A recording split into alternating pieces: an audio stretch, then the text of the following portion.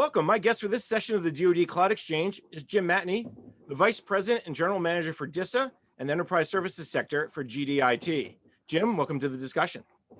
Thank you, Jason. Today we're talking about Milcloud, and this has been a program and project that's been ongoing for several years. It's really picking up steam over the last few years. So where are we today with Milcloud 2.0? And talk maybe a little bit about level set for us just in case if someone says, what is Milcloud? Right. Thanks, Jason. And I appreciate the opportunity to be able to talk with everybody today dealing with Milcloud 2.0. And I want to emphasize the 2.0 because there is a difference from the first version of Milcloud, which was run and operated, from DISA itself. DISA saw the need to be able to have a vendor, a commercial and systems integrator to be able to provide cloud services as a commercial cloud service offering that is on-premise inside their data centers, and that's what Milcloud 2.0 is.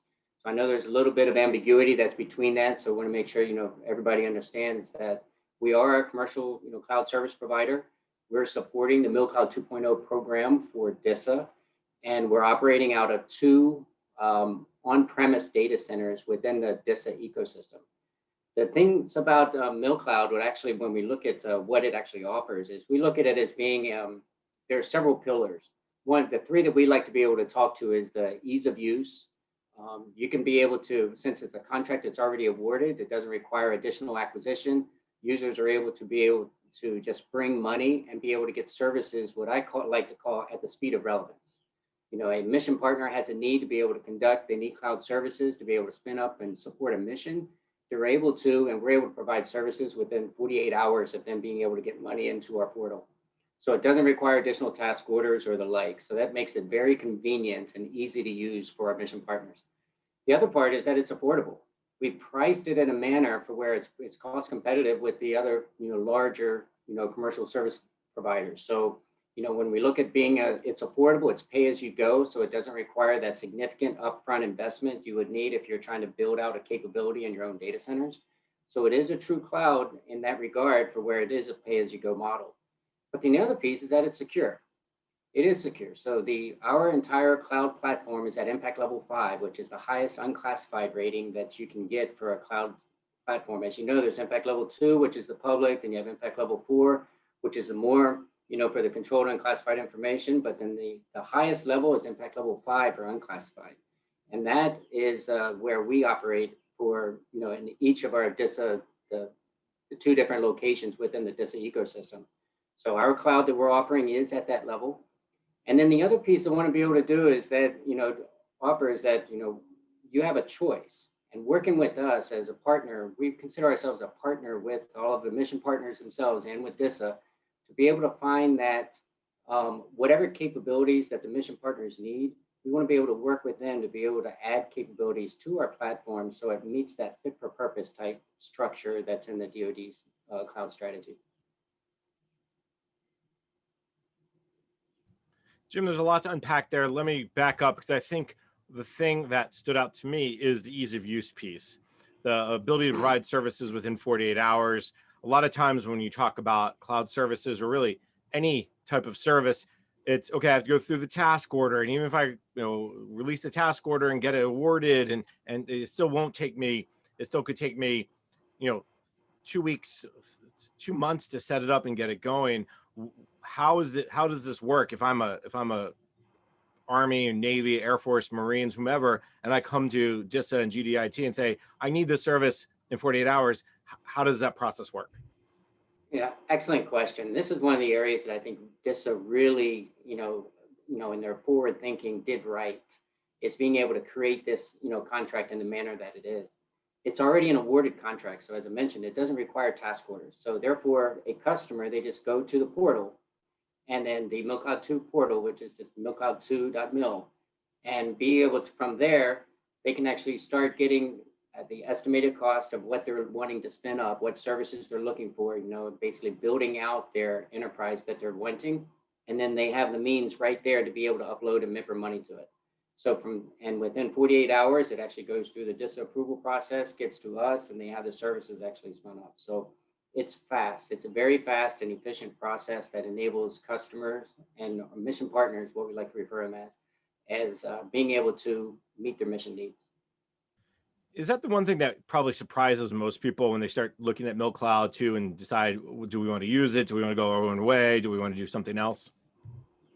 It is. I mean, we've received some of our customers that we have inside Milcloud too, our mission partners who had, was following one path that was task order based driven, but then the time that it was taking them to get there, they actually decided to be able to actually come over to Milcloud 2.0 to be able to leverage our services. Now, we do provide infrastructure as a service. So that's your, there's main components, it's your compute, your storage, your networking, and your virtualization environment. Those are your main components of an, infrastructure as a service type cloud. The mission partners that have requirements for some of the PaaS and the SaaS offerings, the platform, and also the software as a service offerings, right? That's where the cloud service providers, the larger ones can actually benefit from, and that's where they would, provide greatest benefit. But if there's a critical system, mission system, or they want to be able to run their application that's already built, they want to be able to put it into a cloud environment that can leverage the IaaS type services, then definitely Milcloud 2.0 is a very good option for them. I want to go down the path now of affordability, because I think that's the other question that comes in. A lot of people will say, well, the cloud is affordable. And other people say, well, it depends on your workload. And you have to be smart about which workload, which applications you put to the cloud. Give me a sense about that affordability piece and the pay by the drink model. That's an excellent question. This is where we have a difference between us and the other, cloud service providers is because we're on premise, the customers, our mission partners, they don't have to pay for the bandwidth usage or transaction fees, which is normal, add-on costs that you get whenever you have your application inside a CSP, another CSP. Because we're inside the DoD, so we're already inside this is, information network for being able to, so customers being able to access their applications. So there's no fee for that, use of that bandwidth. So that's one of the cost savings that we're able to provide. Our pricing as it relates to the compute and storage is cost competitive. We looked across the other cloud service providers to make sure that our costs stay within where it is competitive with the other cloud service providers. So you get the additional costs of the one for one, but then also we provide the additional benefit. When I say we, this is as a program itself of not having to, where the mission partners have to pay for that bandwidth or the transaction fees. The additional benefit is as part of the program, like I said, we're in 2 locations. We're in Oklahoma City as well as Montgomery, Alabama.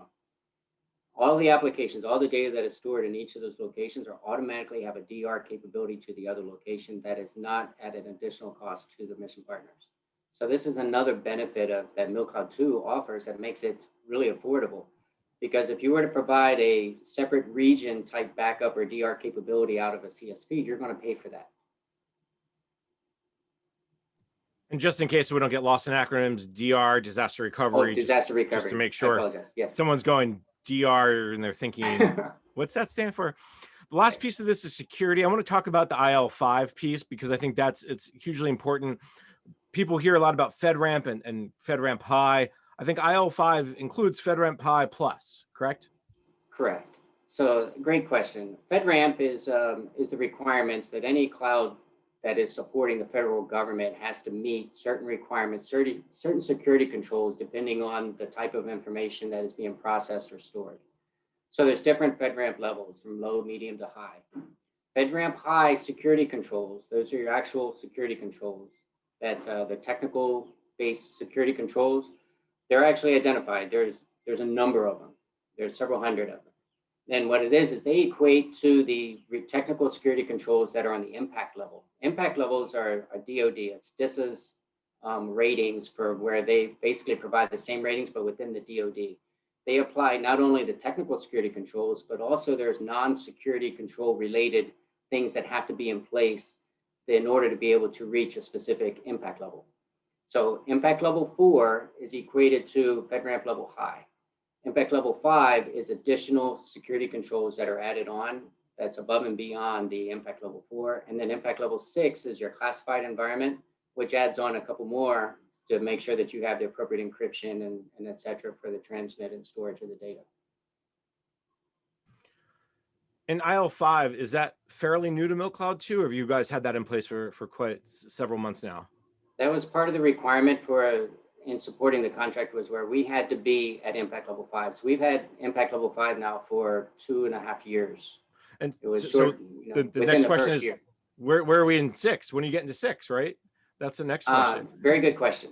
So as of this month, we will have completely installed and being able to set up and be prepared for all the security test and evaluation associated with impact level 6, which is the ZipperNet side of Milcloud 2.0. And then depending on the timing that it takes for all of the security testing to be completed, we're estimating by the middle of this year, we were saying summer 2021, that it'll be available to customers, mission partners for use. All right, that's good news for those who need a little more security in their cloud world, right? So Yes, definitely. so we've gone through affordability, we've gone through security, we've gone through usability or ease of use. Let's move over to this idea of the DoD Cloud Strategy. Now, this came out earlier in the summer, and despite all the challenges that's been going on with DoD Cloud, the folks in the CIO's office put out a strategy that really focuses where the entire department has to go. Walk me through how Milcloud kind of aligns to that strategy. You mentioned fit for purpose, and then we also have general purpose. Walk me through that. Right. Right. Very good. So inside the DoD Cloud Strategy, they identified a multi-cloud, multi-vendor strategy is what is needed to be able to support the wide range of requirements, that's within the DoD. They specifically call out Milcloud as being that fit for purpose capability. And it is fit for purpose because the services that we're offering, we are aligning, working with DISA and our mission partners to make sure that the services are meeting that need, that mission need, that is that unique fit for purpose type capability that the mission partners need. So that's Milcloud. It's providing that fit for purpose. When I say Milcloud in that regard, it's our cloud, GDIT's cloud in support of that program. The above and beyond that is the general purpose cloud. General purpose cloud is that is your large, cloud service providers. So when you look at AWS and Microsoft Azure and Google and IBM, I mean, you pick the cloud service provider, the large cloud service providers, they're the general purpose cloud service providers, capability. With a recent addition that we just were able to coordinate through DISA and the DoD was the addition of AWS to the Milcloud 2.0 program. And you saw that in the news, recently, for where what that does is that enables the Milcloud 2.0 program to really fulfill what is outlined in the DoD strategy, which is, having that fit for purpose, which is the cloud that GDIT is offering, but then also a general purpose capability with AWS. Jim, we hear DoD throw around these words a lot: fit for purpose, general purpose. For someone who's maybe like, I'm in the mission area, I just need to get my stuff done, I don't have time to understand the difference. How would you define fit for purpose versus general purpose? Because, if I do finance and accounting, that seems fit for purpose, but also general purpose. So how do you define it? Well, and another excellent question. When we look at the clouds, and especially the GDIT's cloud, like I mentioned, we're infrastructure as a service, which means we provide essentially all the architecture, the plumbing, the compute, storage, networking, and that virtual environment for you to be able to build and put whatever you want in that environment. So we're essentially having it to where you have a server, you can put whatever application you want on that server. With that, in that type of environment, so if you have a mission partner where they have their application built, it's a unique application they built over the years, it's supporting their mission, they need it, just that now it needs a new home. They want to be able to still maintain and use that application. Their data center is closing, or they don't no longer want to be able to operate and maintain it, or worry about the hardware associated with it in their backyard. So what they end up doing is Milcloud 2.0 is definitely a viable option. It's like I said, you get the benefits of the not paying for transaction fees, the bandwidth utilization, those fees you're not having to pay for. But then if you have mission partners where they're trying to design a new application. So they want all the latest tools that the cloud service providers offer for the development, DevSecOps, development, security, and operations, being able to go from a development environment, ensure all your security controls are in place, then getting it to your operational environment. Then your general purpose clouds have the better option. So because they're continually updating their tools that are available for folks to be able to use, the developers and the stuff. So it depends on the type of application that you have and where you are in the life cycle for that application. Application as to whether or not a fit for purpose cloud, like what GDIT is offering under Milcloud 2.0, or a general purpose cloud like AWS or Azure or another. You mentioned the AWS addition to Milcloud 2.0. That kind of kicks off, okay, where are we heading next? What does the next 6 to 9 months look like for Milcloud? And let's start with maybe the AWS addition, and then you can kind of build off that. Right. So AWS Edition was our most recent, release, of a new capability that we've added. But we're continually working with DISA and other mission partners as to what is it that they want. So based off of their requirements, we're actually working and coordinating that. Now, I can't talk to things that are in the works because they haven't been approved yet. So, but just want to make sure that the folks are aware that we are working with mission partners and other vendors and with DISA on continually increasing the capabilities that we can be able to offer under the Milcloud 2.0 program. So one of the other areas, when you talk to 6 to 9 months, the next big thing, which is which we just started, and we did a complete change out of our virtualization environment within Milcloud 2.0. We converted to VMware. We were using the KVM, which is the kernel-based virtual machine, which is open source. We saw that what we wanted to do in listening to our mission partners was make that conversion, actually make it easy for our mission partners to migrate their applications into our environment. So when you look at the virtualization environment, it started wherever, we all had data centers. All the organizations had data centers or operated their applications in data centers where they bought their hardware. So you had a server, you managed it, you had your application running. Then we went into the age of virtualizing that. So you can get a number of applications running off of a single server. So you're slicing it up virtually into multiple servers to run applications. So our community, as a technical community within all the organizations, we learned how to do that.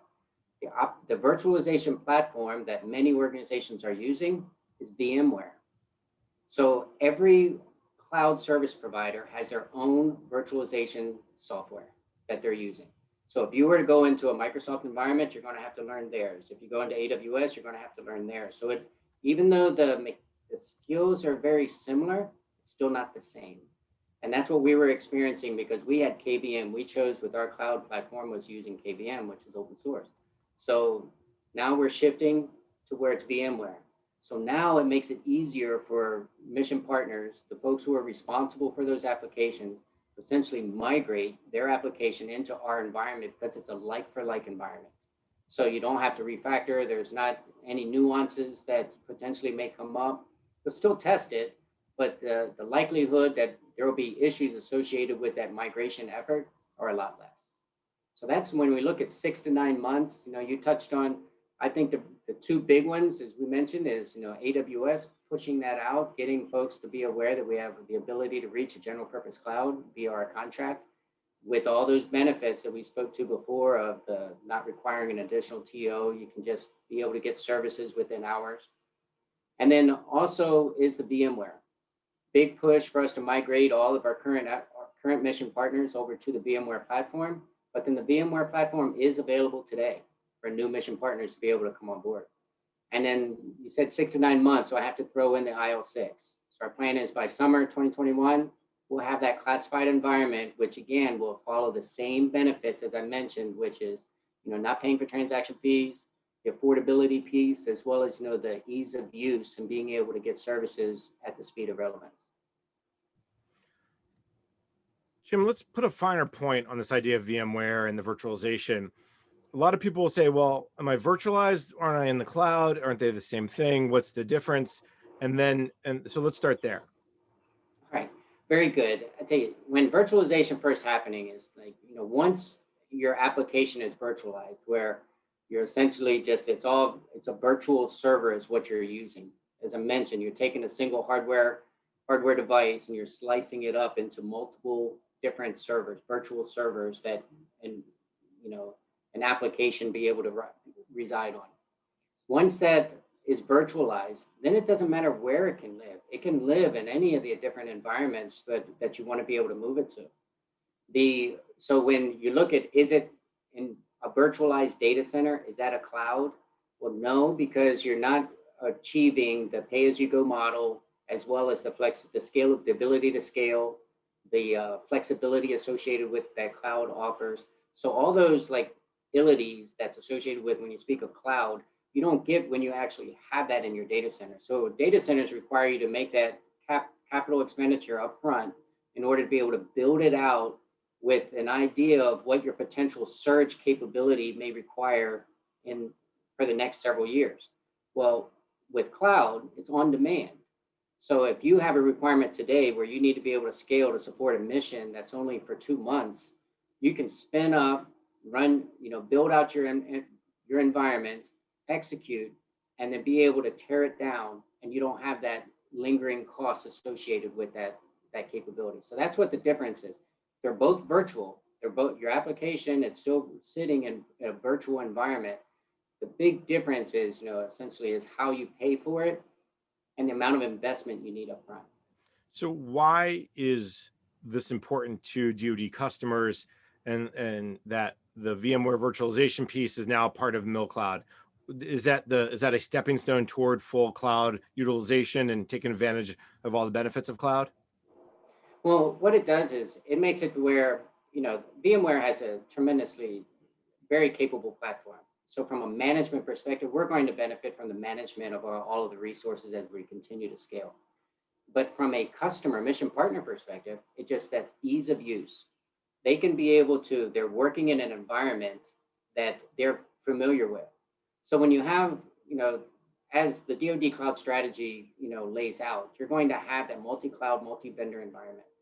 There will be organizations that'll move some of their applications into the cloud, preferably Milcloud 2.0. But then there will also be applications that they're going to still maintain inside their data center. So now you have that technician. And I'm always thinking about that technician. That's how I grew up. I grew up in that environment. So when you have that technician that's responsible for these applications in this virtual environment here, they're actually still responsible for managing the application in the cloud environment as well. So with it being in similar environments where they just have to become a very good expert in VMware, their job, it makes it a lot easier for them to be able to do their job, but then also ensure the security of their overall enterprise. The other piece, I imagine too, it's going to reduce costs if you're moving into the Milcloud 2 virtualization environment versus hosting it in your environment. You don't need as much data center, you don't need much storage and much capacity. Exactly. There's a cost savings there too. Yes, there is. I mean, we have one of our mission partners actually was able to close out several of their data centers because they were able to migrate all of their applications that they had into Milcloud. And that's both virtualization, but also cloud native capabilities, or is it mostly cloud? It's because of the cloud. So they themselves, because when you host your own applications, you have to purchase all the hardware, you have all the costs, the facility costs, and everything associated with you having to be able to host and maintain and operate that hardware environment. Moving your application to the cloud, then your only responsibility is for that application, because all of that infrastructure is being supported by the cloud service provider.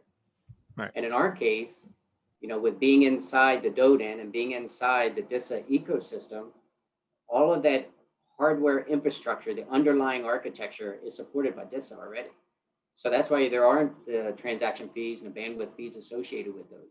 So when we look at having it inside that DoDN, from a flexibility and the affordability cost, I mean, it is a tremendous benefit. And then, we touched on the security piece. As we talked about security in a second, is being inside the DoDN, we benefit from the physical, when you look at the physical security associated with being inside a DISA, location, right? So that added benefit that other clouds may not be able to have that specific benefit, afforded to them. We have a dedicated internal cloud access point that's between the DISA system and our cloud, because we are a commercial cloud that's just sitting inside their facilities. So we have a dedicated one. So you don't have the potential choke points or the having to leave the DoDN to get access to your data. everything is staying within inside the DoD infrastructure.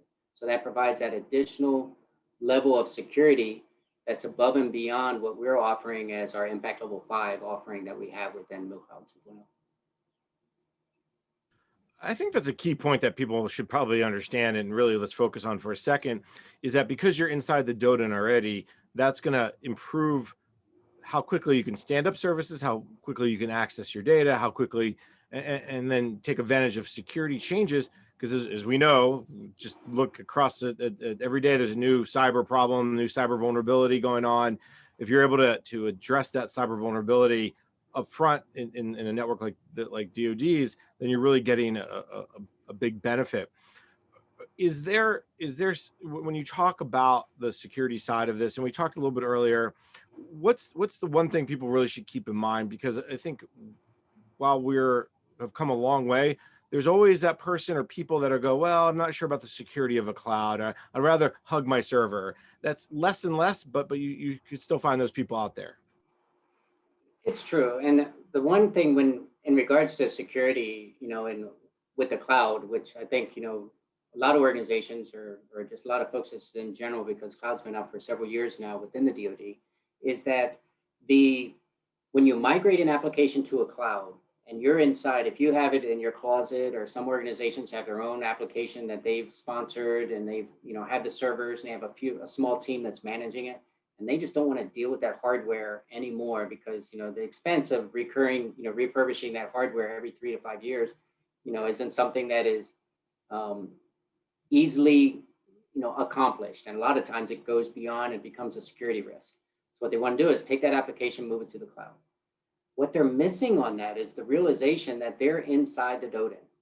So with them being inside the DoD, they have the benefit of the cyber security services, that are being done for everything that's attached to the DoD, all the scanning, all the verifying, the upgrades that are happening to make sure that that application, that server, it isn't vulnerable. And if there's any risk associated with it, the scans will produce it and it'll notify the folks, so it needs to get back. When you move that application to the cloud, it's very possible that doesn't come with it. So that those folks that, whether it's a network operations security center that's doing it, from a regional level or even at the base level of running the scans, you're not getting that anymore. So one of the things that with being inside, Milcloud, one of the requirements we have is that everything that comes into the cloud requires you to either show or demonstrate that you have the ability to be able to provide those security services yourself, which means you've adjusted them so you can reach into the cloud to be able to do those security scans and the necessary requirements there, or you leverage what DISA offers as a managed services or security services capability that DISA offers. So having it to where that understanding that those security services are required, you have to continue to do that. That's one of the big, takeaways when we look at, taking your application, moving it out of your data center, moving it into the cloud, is that security piece. Who's doing the scanning and making sure that it stays secure as your overall, security posture for your enterprise. Jim, this has been a fascinating conversation. Unfortunately, we're out of time for today. So let me thank my guest. Jim Matney is the Vice President and General Manager for DISA Enterprise Services Sector for GDIT. Jim, thank you so much for taking the time. No, thanks. I really appreciate it, Jason. Thanks for the time. I appreciate it. My pleasure. I'm Jason Miller, and now let's rejoin the studio as we continue with the DoD Cloud Exchange on Federal News Network.